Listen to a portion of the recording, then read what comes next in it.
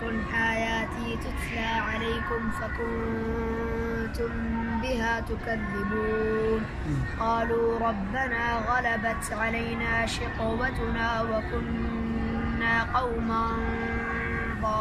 ضالين ربنا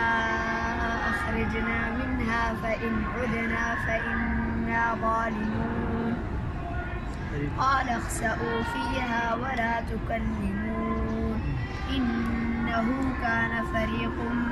من عبادي يقولون ربنا آمنا فاغفر لنا وارحمنا وأنت خير الراحمين فاتخذتموهم سخريا حتى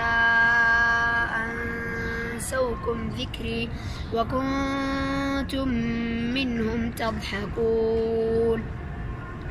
إني جزيتهم اليوم بما صبروا أنهم هم الفائزون